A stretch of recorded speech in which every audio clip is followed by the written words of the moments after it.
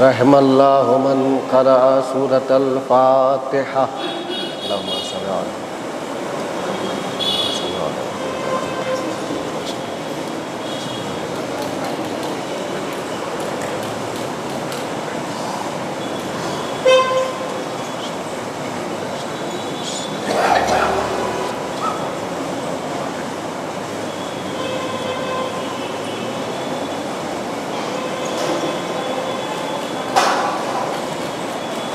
رب اعوذ بک من ہمزات الشیاطین واعوذ بک رب ان یحضرون لا حول ولا قوة الا باللہ العلی العظیم حسبنا اللہ ونعم الوکیل نعم المولا ونعم النصیر بسم اللہ الرحمن الرحیم الحمد للہ الذی علا بحولہ ودنا بطولہ مانح کل غنیمت وفضل وکاشف کل عظیمت وعزل احمدہ علی عواطف کرمہ وسوابغ نعمه وأؤمن به أولا بعديا وأستهديه قريبا هاديا وأستعينه قادرا قاهرا وأتوكل عليه كافيا ناصرا والصلاة والسلام والتحية والإكرام على صاحب الوقار والسكينة المدفون بأرض المدينة الملقب بالحبيب والمكنى بأبي القاسم محمد على محمد وآلہ الطیبین الطاہرین المعصومین المظلومین المنتجبین المنتخبین واللعنة الدائمة الباقية على أعدائهم أجمعين من الآن إلى صباح يوم الدين أما بعد فقد قال الله تبارك وتعالى في كتابه المبين بسم الله الرحمن الرحيم يا أيها الذين آمنوا كتب عليكم الصيام كما كتب على الذين من قبلكم لعلكم تتقون آفدہ سے التماس ایک مرتبہ سورہ حمد اور 3 مرتبہ سورہ اخلاص سے تلاوت فرما کر اختر امام مرحوم ابن خورشید حسین اور عابد علی مرحوم ابن عامر علی مرحوم اور جملہ ارواح مومنین کو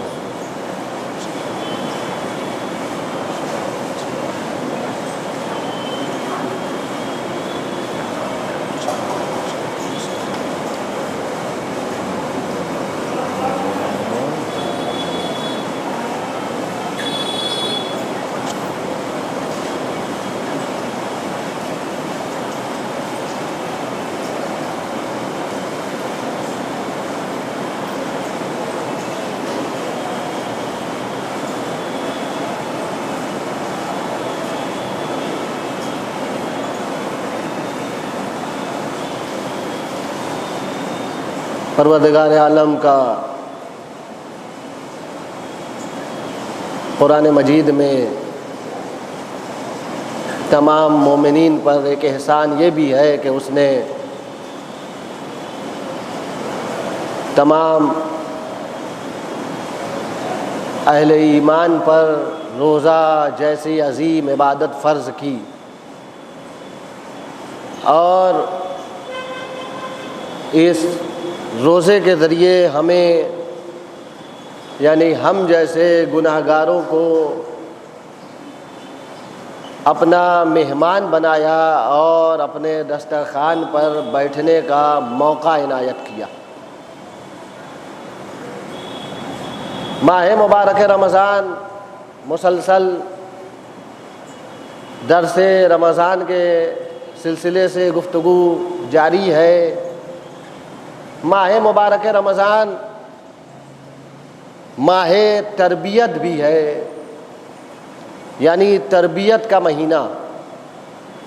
اس مہینے میں ہر طرف ماشاءاللہ ایک درس کا سلسلہ ہے، کہیں قرآن کی تفاسیر، کہیں ماہ مبارک رمضان کی افادیت، کہیں ماہ مبارک رمضان کا ہدف، کہیں روزے کا مقصد اور مطلب، کہیں دیگر طریقوں سے ہر طرف ایک دروس کا سلسلہ ہے، اور ہر مبلغ، ہر خطیب، ہر مبین کی کوشش یہ ہے کہ وہ ماہ مبارک رمضان میں اپنی بھی تربیت کرے اور دوسروں کی بھی تربیت کے لیے وسیلہ بنے۔ اس لیے کہ جب تک انسان مربی، مبلغ، مبین، خطیب اپنی تربیت نہ کر سکے، وہ دوسروں کی تربیت نہیں کر سکتا۔ اور یہ اسلام کی خوبصورتی ہے، اسلام کا امتیاز ہے، یہ جمال مذہب محمد مصطفیٰ ہے کہ اس میں حق بھی اسی کو ہے، دوسروں کو سیدھے راستے پر لانے کا، دوسروں کو دعوت الی الخیر دینے کا، جو خود خیر کی طرف ہو، جو خود گناہوں سے دور ہو، جو خود تربیت یافتہ ہو۔ ہمارا پورا دین ہی اسی پر قائم ہے کہ ہم ہر کس و ناکس کو نہ امام مانتے ہیں، نہ ہادی مانتے ہیں، نہ مربی مانتے ہیں۔ ہمارا امام ہی وہ ہے جو کبھی بہکتا نہیں، جو کبھی گمراہ نہیں ہوتا۔ ہمارا امام وہ ہے جو یہ کہتا ہے کہ میں زمین سے زیادہ آسمان کے راستوں کو جانتا ہوں، انی عالم طرق السماء من الارض، میں زمین سے زیادہ آسمان کے راستوں کو جانتا ہوں۔ لہذا اس مذہب میں اس کو حق ہی نہیں ہے ہدایت کرنے کا، تربیت کرنے کا، تبلیغ کرنے کا، جو خود اپنی تبلیغ نہ کر سکے۔ لہذا ماہ مبارک رمضان اپنی تبلیغ اور دوسروں کی تربیت کا بہترین مہینہ ہے۔ لیکن یاد رکھیں، نہ کسی کے بیان سے کسی کی تربیت ہو سکتی ہے، نہ کسی کے خطاب سے کسی کی تربیت ہو سکتی ہے، نہ کسی کے درس اور سبق سے کسی کی تربیت ہو سکتی ہے۔ انسان کی تربیت خود سے ہوتی ہے۔ یا ایھا الذین آمنوا علیکم انفسکم، اے صاحبان ایمان تم پر تمہاری ذمہ داری ہے۔ یا ایھا الذین آمنوا قوا انفسکم واہلیکم نارا وقودھا الناس والحجارہ اعدت للکافرین علیہا ملائکۃ غلاظ شداد لا یعصون اللہ ما امرہم ویفعلون ما یؤمرون۔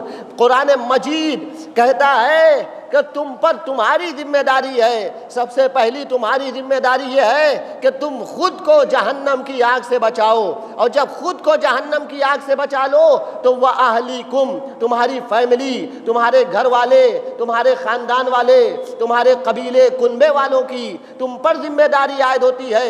جو خود جہنم سے خود کو نہ بچا پائے وہ دوسروں کو کیا بچائے گا؟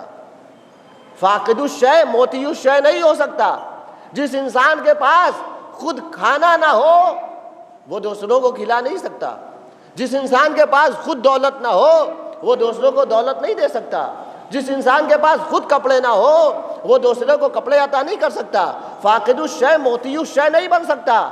جب انسان کے پاس خود ہدایت ہو، خود راہ راست پر ہو، پھر دوسروں کو راہ راست پر لا سکتا ہے۔ لہذا سب سے پہلی ذمہ داری ماہ مبارک رمضان میں ہر انسان کی اپنی ہے۔ ہمارا المیہ یہ ہے کہ ہم جب بھی کسی ذاکر کا خطاب سنتے ہیں، کسی کی مجلس سنتے ہیں، کسی مبلغ کا کوئی پیغام سنتے ہیں تو ہم سمجھتے ہیں یہ دوسروں کے لیے ہے۔ اگر ہم کسی ذاکر سے، خطیب سے مجلس میں جھوٹ کی مذمت سنیں اور جھوٹوں پر اللہ کی لعنت سنیں تو ہم بڑھ بڑھ کر داد دیتے ہیں سمجھتے ہیں کہ یہ جو مذمت کی جا رہی ہے اور حدیث پیغمبر و اہل بیت میں لعنت کی جا رہی ہے، یہ جھوٹا وہ انسان ہے جو میرے بغل میں بیٹھا ہوا ہے، میں نہیں ہوں۔ بعض حضرات خود کو بچانے کے لیے بڑھ بڑھ کر داد دیتے ہیں، سبحان اللہ کہتے ہیں، واہ واہ کہتے ہیں۔ عزیزان ایمان، یہ خود کو دھوکہ دینا ہے۔ سب سے پہلے ہمیں خود کو دیکھنا چاہیے، کہیں ایسا تو نہیں کہ میں بھی جھوٹا ہوں، کہیں ایسا تو نہیں میں بھی غیبت کرتا ہوں، کہیں ایسا بھی نہیں میں بھی گناہوں میں ملوث ہوں۔ ہر انسان کو سب سے پہلے اپنے دامن میں دیکھنا چاہیے، اپنے گریبان میں دیکھنا چاہیے۔ ہر انسان اگر اپنی اصلاح کی ذمہ داری اٹھا لے تو پھر کسی مصلح کی ضرورت ہی نہیں ہے۔ ہر انسان جب اپنی اصلاح کر لے گا تو آپ اپنی اصلاح کر لیں گے، ہم اپنی اصلاح کر لیں گے، اور جب ہر انسان کی اصلاح ہو جائے گی تو پھر معاشرے میں فساد ہوگا نہیں، گناہ ہوگا نہیں، خرابیاں ہوں گے نہیں، ہر گھر جنت بن جائے گا، ہر گھر جنت بن جائے گا۔ یا ایھا الذین آمنوا قوا، تم سب پر ذمہ داری یہ ہے کہ تم خود کو بچاؤ، سب سے پہلے انسان خود کو بچائے۔ لہذا ماہ مبارک رمضان میں ہماری سب سے پہلی ذمہ داری یہ ہے، ہم جتنے بھی بیانات سنیں، جتنے بھی دروس سنیں، ماشاءاللہ یہ پروگرام تو ناظرین کے لیے ہوتا ہے، حاضرین آ جاتے ہیں، کبھی ان کی محبت ہے، ورنہ زینبیہ چینل کے ذریعے یہ پیغام نشر ہوتا ہے۔ اور یہ بھی کیا زمانہ ہے کہ انسان حاضرین کو نہیں سنا پاتا، غائبین کو سناتا ہے۔ ماشاءاللہ یہ بھی پیغام اہل بیت پہنچانے کا اور نشر کرنے کا بہترین طریقہ ہے۔ ماہ مبارک رمضان ماہ تربیت، انسان جب تک ارادہ مضبوط نہ کرے، اس کے اندر قوت ارادی نہ پائی جائے، تب تک وہ کسی کا بیان سن لے کوئی فائدہ ہونے والا نہیں ہے۔ ہم جیسے گناہگار افراد، ہم تو اہل بیت کی روایت آپ کے سامنے بیان کرتے ہیں، جو پیغمبر کی پاک و پاکیزہ زبان سے، اہل بیت اطہار کی پاک و پاکیزہ زبان سے صادر ہوئی ہے۔ سوچئے جب خود پیغمبر بالواسطہ لوگوں کے سامنے بیان کرتے تھے تو ہونا یہ چاہیے تھا کہ سب کی اصلاح ہو جاتی۔ بھائی پیغمبر پاک و پاکیزہ زبان سے اور بالواسطہ، بلا واسطہ، بغیر کسی واسطے کے، بغیر کسی وسیلے کے اپنی بات پہنچا رہے ہیں ہمارے نبی۔ لیکن آپ نے کیا دیکھا، پیغمبر کے دور میں بھی خرابیاں رہیں، پیغمبر کے دور میں بھی گناہگار رہے، پیغمبر کے دور میں بھی خطا کار رہے۔ اس کا مطلب یہ ہے کہ جب ہم دونوں طرف سے ذمہ داری ہے، سب سے پہلی ذمہ داری مصلح کی، مبلغ کی ہے، لیکن دوسری ذمہ داری سننے والے کی بھی ہے۔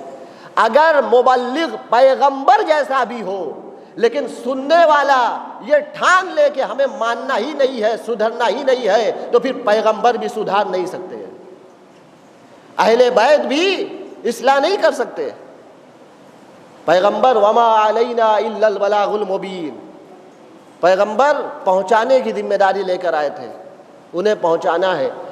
جب پیغمبر مبلغ اعظم، پوری کائنات میں سب سے بڑے مبلغ، جب پیغمبر کی ذمہ داری یہ تھی کہ ہمارا کام صرف اور صرف پہنچانا ہے، تو آج کے مبلغین کا کیا فریضہ ہے؟ بدرجہ اولا صرف پہنچانا ہماری ذمہ داری ہے۔ لیکن اگر ہم قبول کریں تب ہمارے اندر سدھار آئے گا، تب ہماری اصلاح ہوگی، تب ہمارا نفس پاکیزہ ہوگا۔ ماہ مبارک رمضان میں ہر انسان کو اپنے نفس کا محاسبہ کرنا چاہیے، ہر انسان کو فردن فردن۔ ہمیں آپ سے کوئی تعلق نہیں، آپ کو ہمارے نفس سے کوئی تعلق نہیں۔ انسان کون کتنا گناہگار ہے وہ خود جانتا ہے۔ ہر انسان کو اپنے نفس کا محاسبہ کرنا چاہیے۔ اور ماہ مبارک رمضان جہاں روزہ رکھنے کا مہینہ ہے، جہاں عبادت کرنے کا مہینہ ہے، جہاں ریاضت کا مہینہ ہے، وہیں گناہوں سے بچنے کا مہینہ ہے۔ ماہ مبارک رمضان میں اگر انسان روزہ بھی رکھے، نماز بھی پڑھے، قرآن کی تلاوت بھی کرے، لیکن دوسری طرف سے گناہ بھی کرتا رہے تو اس نماز کا کیا فائدہ، ان روزہ رکھنے کا کیا فائدہ، اس بندگی کا کیا فائدہ؟ ایسے تو دیگر مہینوں میں بھی ہوتا ہے، انسان نماز بھی پڑھ رہا ہے، غیبت بھی کر رہا ہے، لیکن قرآن کہتا ہے ان الصلاۃ تنہی عن الفحشاء والمنکر، نماز وہ ہے جو انسان کو فحشا اور منکر سے، گناہوں سے بچاتی ہے۔ یعنی نماز میں اتنی طاقت ہے کہ وہ گناہوں سے بچائے۔ اگر کوئی انسان نماز پڑھنے کے باوجود گناہ کرتا ہے تو اس کا مطلب یہ ہے وہ اٹھک بیٹھک کر رہا ہے، نماز نہیں پڑھ رہا ہے۔ نماز کی حقیقت ہی یہی ہے کہ وہ گناہوں سے دور کرتی ہے۔ اب اسی طرح روزے کی حقیقت یہی ہے کہ روزہ انسان کو متقی بناتا ہے۔ اگر ہم گناہوں سے دور نہیں ہیں تو پھر یہ فاقے کے علاوہ کچھ نہیں ہے۔ ماہ مبارک رمضان میں جہاں عبادت کا اجر بڑھ جاتا ہے، ثواب بڑھ جاتا ہے، قرآن کی ایک آیت کی تلاوت کیجئے پورے قرآن کا ثواب ملے گا۔ یہاں تک کہ سانس ہماری تسبیح شمار کی جاتی ہے، ہمارا سونا عبادت۔ کوئی اور مہینہ ایسا ہے؟ کسی مہینے میں سونے کو عبادت قرار نہیں دیا گیا، مگر یہ کہ کوئی وضو کر کے سوئے۔ دیگر مہینوں میں وضو کر کے سوئے تو عبادت کہا گیا ہے کہ کوئی انسان وضو کر کے سوئے، لیکن اس مہینے میں مطلقاً کہا گیا ہے کہ جو سوئے وَنَوْمُكُمْ فِيهِ عِبَادَةٌ وَأَنفَاسُكُمْ فِيهِ تَسْبِيحٌ وَدُعَاؤُكُمْ فِيهِ مُسْتَجَابٌ وَأَعْمَالُكُمْ فِيهِ مقبول، تمہارے اعمال قبول ہیں، تمہاری دعائیں مستجاب ہیں، تمہاری نیند عبادت ہے، تمہاری سانسیں تسبیح کا ثواب رکھتی ہیں۔ نفس المرء خطاہ الی اجلہ، امیر بیان نے نہج البلاغہ میں فرمایا انسان کی ہر سانس اس کی موت کی طرف ایک قدم ہے۔ ہم جتنی سانس لیتے ہیں اتنا اپنی موت کے قریب ہوتے چلے جاتے ہیں۔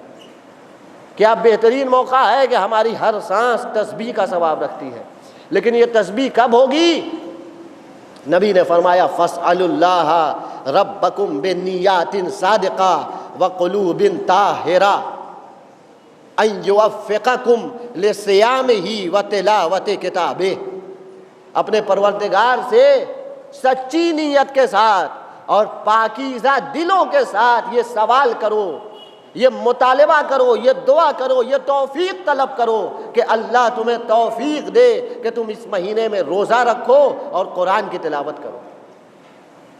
روزہ رکھنا ہے اور قرآن عظیم کی، قرآن کریم کی تلاوت کرنا ہے، اور اس کے لیے بھی کہا توفیق طلب کرو۔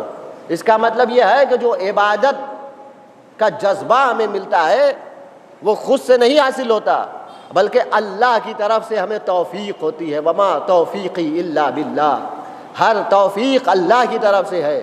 ہم اگر اللہ کے نیک بندے بنے تو یہ بھی اللہ کا کرم ہے، اللہ کا احسان ہے۔ اگر ہم اللہ کے نماز گزار بندے ہیں تو یہ بھی اللہ کا کرم ہے، یہ بھی اللہ کا احسان ہے۔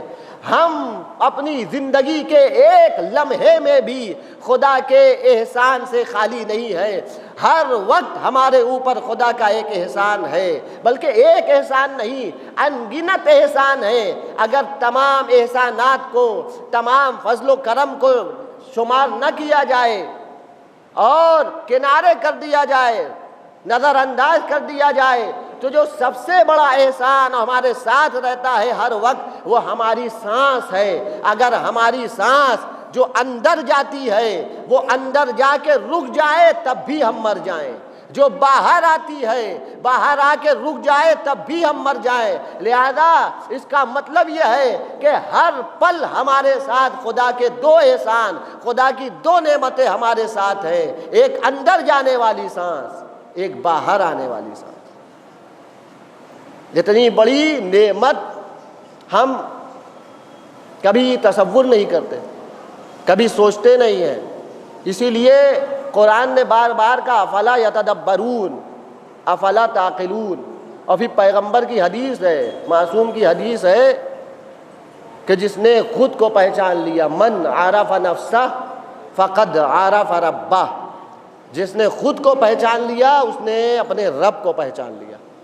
انسان پہلے خود کو پہچانے، خود کی معرفت حاصل کرے تو اپنے رب کی معرفت حاصل کر لے گا۔ انسان کہیں اور جانے کی ضرورت نہیں، اپنے وجود کو دیکھے اور خدا کا عارف بن جائے۔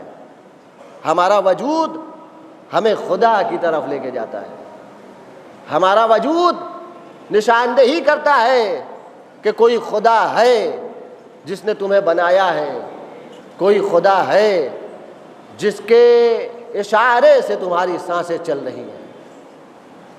ماہ مبارک رمضان ماہ تربیت، گناہوں سے بچنے کا مہینہ، عبادت انجام دینا ہے اور گناہوں سے بچنا ہے۔ مولا کائنات کا ایک چاہنے والا نجاشی ایک شاعر ہے، مولا کا محب ہے، مولا کا غلام ہے، مولا کے ساتھ جنگ بھی کرتا ہے، جنگوں میں شریک ہوتا ہے۔ اس نے ماہ مبارک رمضان میں شراب پی لیا، گناہ کیا، بہک گیا۔ مولا کائنات کو خبر ملی، لوگ مولا کے پاس نجاشی کو لے کر آئے اور اس کے شراب خوری کو ثابت کیا۔ جب شراب خوری ماہ مبارک رمضان میں اس کی ثابت ہو گئی تو امیر المومنین نے اسے 80 کوڑے مارے۔ علی کا چاہنے والا ہے، 80 کوڑے مارے اور ایک رات اسے قید کر دیا، قید خانے میں ڈال دیا۔ جب صبح ہوئی، دن نکل آیا تو امیر المومنین نے اسے بلایا اپنے پاس اور پھر 20 کوڑے مارے۔ 80 کوڑے کل مار چکے ہیں، ایک شب زندانی بھی کر چکے ہیں، قید خانے میں رکھ چکے ہیں، پھر 80 کوڑے مارے۔ تو نجاشی نے پوچھا، ہے مولا آپ نے ہمیں شراب خوری کی سزا دے دی، ایک شب زندانی بھی کیا، یہ 20 کوڑے ابھی اضافی کیوں مارے؟ تو امیر المومنین نے کہا یہ 20 کوڑے اس جسارت پر ہے کہ تو نے ماہ مبارک رمضان کی حرمت پامال کی ہے، ماہ مبارک رمضان کے تقدس کا خیال نہیں کیا۔ لہذا جہاں ماہ مبارک رمضان میں عبادتوں کا اجر بڑھ جاتا ہے وہیں گناہوں کی سزا بھی بڑھ جاتی ہے۔ لہذا ہمیں دونوں جہاد پہ نظر رکھنی چاہیے، ماہ مبارک رمضان میں گناہ بھی نہ ہونے پائے، عبادت بھی ہوتی رہے اور گناہوں سے دوری بھی رہے۔ اس لیے کہ صرف عبادت مطلوب نہیں ہے، جہاں امر بالمعروف کا حکم ہے وہیں نہی عن المنکر بھی ہے، عبادت بھی انجام دینی ہے اور ہمیں گناہوں سے بھی بچنا ہے۔ ورنہ عبادت کرنے والے بہت ہیں، لیکن ضروری یہ ہے کہ گناہوں سے بھی اپنا دامن بچایا جائے۔ جب تک گناہوں سے ہمارا دامن نہیں بچے گا ہم متقی نہیں بن سکتے، اللہ کے نیک بندے نہیں بن سکتے۔ ماہ مبارک رمضان آج 8 تاریخ ہو گئی، یہ زمانہ، یہ مہینہ دیکھتے دیکھتے گزر جائے گا اور ہم اس مہینے کے فیوز و برکات سے محروم ہو جائیں گے۔ لیکن ماہ مبارک رمضان میں جہاں ہر ذکر کریے وہیں کربلا کو بھی یاد کریے، اس لیے کہ کربلا کے بغیر، اہل بیت کے بغیر ہماری کوئی عبادت نہیں ہے، ہماری کوئی اطاعت نہیں ہے، ہماری کوئی ریاضت نہیں ہے، بندگی کربلا کے بغیر ہے ہی نہیں۔ ہم نماز پڑھتے ہیں، مصلی پر نماز پڑھتے ہیں، ہم نماز پڑھتے ہیں، تیروں کی بارش میں تو نماز نہیں پڑھتے، ہم نماز پڑھتے ہیں کہیں سے تیروں کی بارش تو نہیں ہوتی، ہم نماز پڑھتے ہیں خنجر کے نیچے ہماری گردن نہیں ہوتی، لیکن حسین پر ہمارا لاکھوں سلام ہو۔ صرف یہی نہیں، ہم ماہ مبارک رمضان میں نماز پڑھتے ہیں، عبادت کرتے ہیں، بھوکے بھی ہوتے ہیں، پیاسے بھی ہوتے ہیں، اور جب بھوکے اور پیاسے ہو کر عبادت انجام دیتے ہیں تو اس کی لذت ہی عجیب ہوتی ہے۔ لیکن ہم ویسے پیاسے تو نہیں جیسے حسین پیاسے تھے، ہم ویسے بھوکے تو نہیں جیسے حسین بھوکے تھے۔ اے عزادارو، ہم پیاسے ہوتے ہیں لیکن حسین کی پیاس اور کہاں ہماری پیاس؟ حسین کی پیاس وہ پیاس ہے، اللہ اکبر، حسین کی نگاہوں کے آگے اندھیرا چھایا ہوا ہے، اندھیرا چھایا ہوا ہے، کچھ نظر نہیں آتا۔ کیا ہم اتنے پیاسے ہوتے ہیں کہ جب شام ہو تو ہماری نگاہوں کے سامنے اندھیرا چھا جائے؟ نہیں نہیں، ایسا نہیں ہوتا، اس لیے کہ حسین صرف پیاسے نہیں ہے، حسین پیاسے بھی ہے، لاش پہ لاش بھی لا رہے ہیں، کبھی حبیب ابن مظاہر کا لاشا، کبھی قاسم جیسے بھتیجے کی پامال شدہ لاش، کبھی نافع بن ہلال کی میت لا رہے ہیں۔ اللہ اکبر، حسین کی نگاہوں کے سامنے اندھیرا کب چھایا؟ جب ایک کڑیل جوان پشت فرس سے زمین پر آیا ہے اور اپنے بابا کو صدا دی ہے، یا ابتا ہو منی علیک السلام، اے بابا، اے بابا، اپنے کڑیل جوان اکبر کا سلام قبول کیجئے۔ اللہ اکبر، مقتل کہتا ہے، حسین نے کہا، یا بنیا بعدک الوفا، اے میرا لخت جگر علی اکبر، تیرے بعد زندگانی دنیا پہ خاک ہے۔ حسین چلتے جاتے ہیں لیکن حسین کو کچھ نظر نہیں آتا، ٹھوکریں کھاتے جاتے ہیں۔ اے مولا، کہ آپ کو کچھ نظر نہیں آتا؟ ایک تو 3 دن کے بھوکے اور پیاسے ہیں، اوپر سے لختے جگر کا داغ ہے جو حسین کا نور نظر لے جا چکا ہے۔ اللہ اکبر، حسین ٹھوکریں کھاتے ہوئے علی اکبر کی لاش پر پہنچے۔ اے بیٹا، کہاں تمہیں درد ہے؟ اے بابا، سینے میں نیزہ در آیا ہے، بیٹا ہاتھ ہٹاؤ۔ اے بابا، تکلیف بہت ہے۔ ایک مرتبہ حسین نے برچھی کی انی پکڑی، نجف کا رخ کیا ہوگا، مجھے نہیں معلوم حسین نے کس دل سے جوان بیٹے کے سینے سے برچھی نکالی، ادھر برچھی نکلی، ادھر علی اکبر کی روح نکلی۔ اے بابا خدا حافظ، اے بابا خدا، انا للہ و انا الیہ راجعون۔